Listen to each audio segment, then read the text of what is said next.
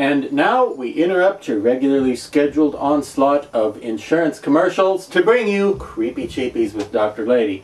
I'm Brad Pitt, and tonight a really creepy one. Okay, really creepy indeed. This mask, which is called, you ready for this? It's called, wait for it, it's called the Ravenger. That's R-A-V-E-N-G-E-R. Ravenger, or possibly Ravenger. There's no such real word as Ravenger, so it's sort of a combination word. It's sort of a combination of ravage and revenge. Oh, and he says ravenous as well. Okay, I'll mention that. He looks pretty ravenous, doesn't he? Now, you know, every collection, I think, needs at least one rotted skeleton. Well, the only thing better than a rotted skeleton would be a bloody rotted skeleton. So this one is pretty bloody rotted, and he's got blood on him, and it looks very realistic. Now, this came out in time for Halloween 2014 from the creepy folks at the Horror Dome. That's right, and you can find them online at horrordome.com. Now, Ravenger here, or if you prefer, Ravenger. I think I'm going to go with Ravenger. I think that fits him better. Ravenger here, designed by Horror Dome mastermind Jerry Perino, but I don't know who actually did the sculpture, but Mr. Perino, I believe, designed this particular mask. What a great one it is, too. And in addition to having a lot of character and a lot of a nice, angry, spooky, mean, feisty kind of look to his... He has a creepy look in his non-eyes. As you can see, his eyes are gone because he's basically a skull, and there's black mesh fabric in the eye sockets there so that you can see out, but the living can't see in and see your eyes, and you just look like an eyeless ghost. Okay, and not only does he have the typical skull style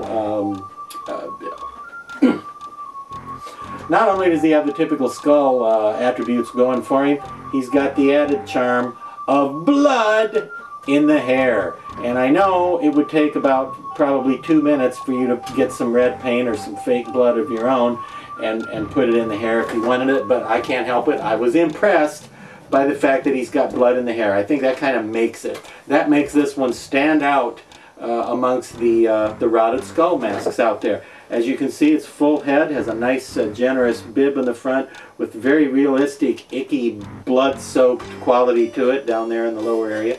But enough neck that it'd be easy to tuck into a costume.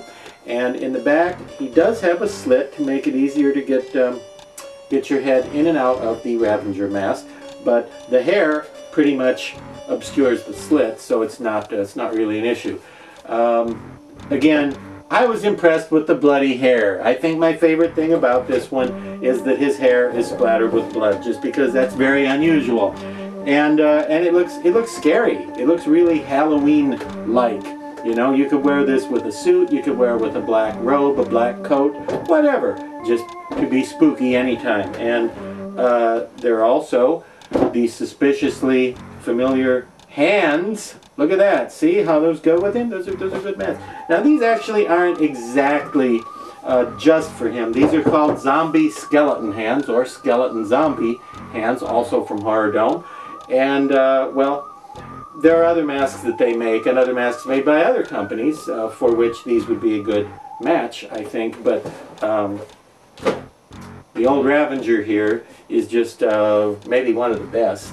He's perfect for these. Now the only thing with these hands is they're kind of tight, which I love this because see, I have bony, skinny, girlish hands. So for me, it's awesome when the fake rubber monster hands fit nice and tightly, as do these Horror Dome ones. If you have fat fingers or even normal adult fingers, you're probably going to have a hard time getting these off and on. But if you can wear them, they're fantastic, and as you can see, they look pretty realistic in motion. And the mask sells for anywhere from $65 to $85, depending on who you buy it from. I think the hands go for around $50. I think these are $50 hands. So they're not super cheap hands, but they're super nice hands. They're very detailed, they're very fine quality, and if you can get your hand out of the hand, if you can get your, well, very fine quality hands, as I was saying. Excellent for use on mannequin figures, you know, life-size dummies, that sort of thing, and an excellent match for the Ravenger mask. And well, on that note, we'll just end here, and I'll be taking off this rubber monster hand. Highly recommended mask. Super cool, super scary, very nice quality, very nice quality, very well made, very